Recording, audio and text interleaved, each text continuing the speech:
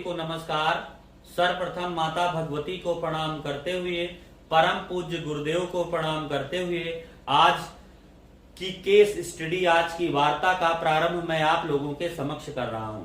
आज का मेरा विषय है किन योगों के कारण संतान की मृत्यु जल्दी हो जाती है। ऐसी संतान जो 8 वर्ष तक की आयु में खत्म हो जाती है, ऐसी संतान जो 16 वर्ष की आयु तक जाते जाते समाप्त हो जाती है, तो मृत्यु को प्राप्त करती है। तो आज का मेरा विषय बालारिष्ट योगों पर है कि बालारिष्ट योगों के आधार पर हम कैसे जान सकते हैं। हमारे यहाँ ऋषियों ने एक नियम बनाया कि 0 से 4 वर्ष जातक अपनी माँ के कर्मों के अनुसार फल भोगता है, और 4 से 8 वर्ष पिता के कर्मों के अनुसार फल भोगता है, और 8 वर्ष से 12 वर्ष अपने स्वयं के पूर्व जन्म के कर्मों के अनुसार फल भोगता है। माँ के अनुसार कर्मों का फल भोगने का मतलब लग्न का आधार, कुंडली के देखने का आधार जो होता है वो चंद्रमा होता है। पिता के अनुसार देखने का मतलब कुंडली के देखने का जो आधार होता है वो सूर्य होता है। उसके अलावा स्वयं का देखने का मतलब जीव कारक गुरु होता है। तो कभी भी हमारे यहाँ ऋषियों ने 3 लग्नों की परिकल्पना की, लग्न, सूर्य लग्न और चंद्र लग्न। मित्रों, सूर्य लग्न के द्वारा, चंद्र लग्न के द्वारा और लग्न लग्नेश के द्वारा हम निर्णय लेते हैं कि जातक के जीवन में किस तरह की घटनाएं घटित होंगी। नाड़ी ज्योतिष में ऋषियों ने कहा, इसी को हमारे यहाँ सुदर्शन पद्धति भी कहते हैं। लेकिन नाड़ी ज्योतिष में हम तीनों लग्नों के आधार पर भी निर्णय लेते हैं। ये लड़का बहुत कम उम्र में मृत्यु को प्राप्त हुआ। 30 जनवरी 2016 का जन्म है इसका, और 21 बजे बांदा में ये पैदा हुआ, और 2022 पे 6 वर्ष में इस बालक की मृत्यु हो गई। आइए आज हम इसकी केस स्टडी आप लोगों को समझाते हैं कि ग्रह किस प्रकार जीवन को प्रभावित करता है, और करनी जो होनी होती है, प्रारब्ध किस तरह कर्मों को व्यक्ति को वहां तक ले जाता है, और उस तरह की घटनाएं जीवन में घटित होती हैं। अब सबसे पहले हमारे ऋषियों ने कहा कि 6, 8, 12 भाव का स्वामी हमेशा नुकसानदेह होता है। देहाधीशः सपापा, देह का स्वामी यदि पाप युक्त हो जाए, 6, 8, 12 भाव में बैठ जाए, यदि लग्नेश, लग्न का स्वामी लग्नेश 6, 8, 12 भाव में बैठ जाए, 6, 8, 12 भाव से संबंध बना ले, तो भी जातक का जीवन रोगों का घर होता है। ऐसे जातक के जीवन में नाना प्रकार के रोग, आपको नाना प्रकार के रोगों से जातक रोगों से पीड़ित रहेगा, कष्ट से पीड़ित रहेगा। पहला नियम है लग्नेश का 6, 8, 12 भाव में बैठना। दूसरा पूरक नियम बताता हूं, 6, 8, 12 भाव के स्वामी का 6वें भाव का स्वामी, 8वें भाव का स्वामी या 12 भाव का स्वामी यदि लग्न में बैठ जाए, लग्नेश से संबंध बना ले, राहु या केतु के साथ बैठ जाए, तो और भी खतरनाक होता है। यदि 6, 8, 12 भाव के स्वामी के साथ लग्नेश बैठ जाए, उसके साथ राहु या केतु का प्रभाव आ जाए, और ये योग, ये युति यदि अष्टम भाव पर बन जाए, किसी भी भाव पर बनेगी नुकसानदेह होगी। यदि केंद्र त्रिकोण या 6, 8, 12 भाव में बनती है तो और भी नुकसानदेह हो जाती है।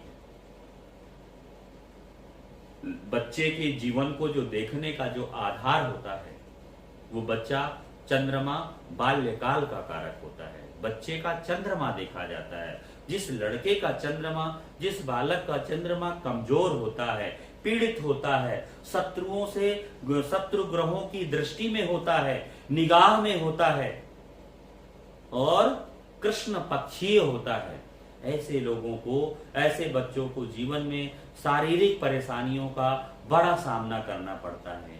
जिन बच्चों की कुंडली में लग्नेश या चंद्रमा 6, 8, 12 भाव में बैठा होगा, ऐसे बच्चों को जीवन में शारीरिक कष्ट, परेशानी का सामना करना पड़ेगा। दूसरी बात ये कहते हैं कि सुदर्शन पद्धति कहती है, यदि व्यक्ति का लग्नेश पीड़ित हो, यदि व्यक्ति का सूर्य पीड़ित हो, यदि व्यक्ति का चंद्रमा पीड़ित हो, किसी भी जातक का, यदि तीनों लग्न पीड़ित होंगी, तीनों लग्नों में कमजोरी होगी, तो जातक के जीवन में जरूर कष्ट आता है। गुरुदेव हमेशा कहा करते थे कि तीनों लग्नों में यदि कमजोरी आएगी तो जातक के जीवन में कोई ना कोई कष्ट, कोई ना कोई अभाव, कोई ना कोई कमी बनी रहेगी। तो यहाँ पर देखते हैं कि जातक का लग्नेश इस कुंडली में सूर्य है। सूर्य कहाँ बैठा है? छठे भाव में बैठा है। लग्नेश, लग्न मतलब शरीर, लग्न मतलब खुद, लग्न मतलब जातक, छठा भाव मतलब रोग, बीमारी, कष्ट, परेशानी। यदि शरीर रोग बीमारी के घर में बैठेगा तो शरीर में रोग रहेंगे। अष्टम भाव मृत्यु, दुर्घटना, बड़ी घटनाएं, जीवन की आयु की क्षीणता, वो अष्टमेश होता है। अष्टमेश यदि शरीर के घर में बैठेगा तो शारीरिक क्षीणता भी देगा, शारीरिक कष्ट भी देगा, शारीरिक परेशानी भी देगा और जीवन में खतरे अधिक देगा। तो अष्टमेश गुरु है, पंचमेश भी गुरु है और लग्न पर बैठा है। किसके साथ बैठा है? एक निथम्ब रूल बताता हूं कि यदि गुरु जो होता है, यदि अष्टमेश कमजोर हो गया तो अधिक नुकसान देता है। यदि अष्टमेश स्वाग्रही हो गया, मित्र क्षेत्री हो गया, मुदित हो गया तो जीवन में खतरे कम आते हैं। ये एक लंबे अनुभव के बाद आप लोगों को समझ में आएगा कि जो ग्रह जितना कमजोर होगा, जितना पीड़ित होता है, उस ग्रह में उतना नुकसान पहुंचाने की क्षमता बढ़ जाती है। तो यहां पर गुरु अष्टमेश होकर के राहु के साथ बैठ गया और गुरु को परेशान करने के लिए, अष्टमेश को परेशान करने के लिए देखेंगे कि जो 3 अनिष्ट भाव का स्वामी शुक्र है वो भी देख रहा है और दूसरे अनिष्ट भाव का स्वामी बुध है वो भी देख रहा है। सबसे बड़ी बात, अंशात्मक युति की यहां पर हो रही है। गुरु 28 डिग्री का बैठा है, राहु भी 28 डिग्री का बैठा है, अर्थात गुरु और राहु में अंशात्मक युति है। जब भी राहु और केतु की जिस ग्रह के साथ डिग्री टकरा जाती है, उस ग्रह को, उस ग्रह के जीवन को, उस ग्रह से संबंधित कारक तत्व को, उस ग्रह से संबंधित संबंधी को मृत्यु तुल्य कष्ट उठाना पड़ता है। बड़ी बीमारियां, बड़े कष्ट, बड़े खतरे उसके जीवन में आते हैं। यहां पर गुरु की स्थिति इतनी कमजोर है, लग्नेश का अष्टम में बैठना कमजोर है, उसको अनिष्ट भाव के स्वामी का देखना कष्ट अत्यधिक नुकसानदेह है, राहु को देखना भी, राहु की युति, यहां पर अष्टमेश पूरी तरह से शैतान बन गया है, यमराज का स्वरूप बन गया है। किसी भी तरह से वो मृत्यु लेने के लिए तत्पर है। एक दृष्टिकोण हुआ। नाड़ी ज्योतिष कहती है गुरु जिस भाव पर बैठा है वो जातक का जीव है। गुरु जिस भाव पर बैठेगा वहां से जीव लग्न से देखिए, जीव लग्न भी देखें तो गुरु सिंह पर बैठा है, लेकिन बैठा किसके साथ है? यमराज के साथ बैठा है। देख कौन रहा है? उसका दुश्मन शुक्र देख रहा है। शारीरिक परेशानी यहां पर मिल रही है। तो जीव कारक जीव को शारीरिक परेशानी मिली। सेकेंड स्टेप आप देखिए गुरु में। अब इसके बाद चंद्रमा को देखिए। चंद्रमा कहां बैठा है? सेकंड भाव पर, दूसरे भाव पर बैठा है, द्वितीय भाव पर। द्वितीय भाव नहीं होता है, द्वितीय भाव होता है। बहुत से लोग द्वितीय भाव बोलते हैं, ये द्वितीय भाव पर चंद्रमा बैठा है। द्वितीय भाव पर चंद्रमा बैठा है और किस राशि पर बैठा है? कन्या राशि पर बैठा है। कितनी डिग्री पर बैठा है? 29 डिग्री पर बैठा है। चंद्रमा की प्रवृत्ति क्या है? चंद्रमा मंगल के पास जाने के लिए तत्पर है, अर्थात चंद्रमा बैठा जरूर है यहाँ पर, लेकिन ये स्थान चंद्रमा छोड़ चुका है और ये मंगल का असर ले रहा है और यहाँ पर केतु का प्रभाव है। तो चंद्रमा भी पीड़ित हो गया, कमजोर हो गया। सूर्य को देखिए, सूर्य के आगे केतु बैठा है, सूर्य छठे में बैठा है, सूर्य के पीछे दुश्मन बैठा है, तो सूर्य की हालत भी कमजोर हो गई।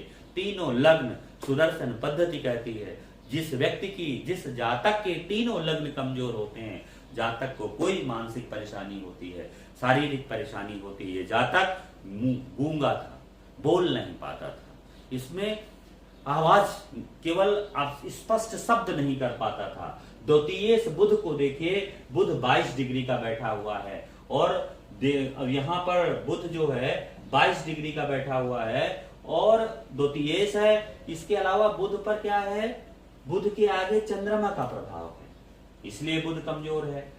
और सीधा सीधा राहु और गुरु भी बुध को देख रहे हैं, इस वजह से बुध को भी नुकसान पहुंच रहा है। इसलिए इसको वाणी, मस्तिष्क का कारक, वाणी का कारक बुध कमजोर हो गया और गुरु भी कमजोर हो गया। इस वजह से ये जातक मूक रहा, बोल नहीं सका, बाउर रहा।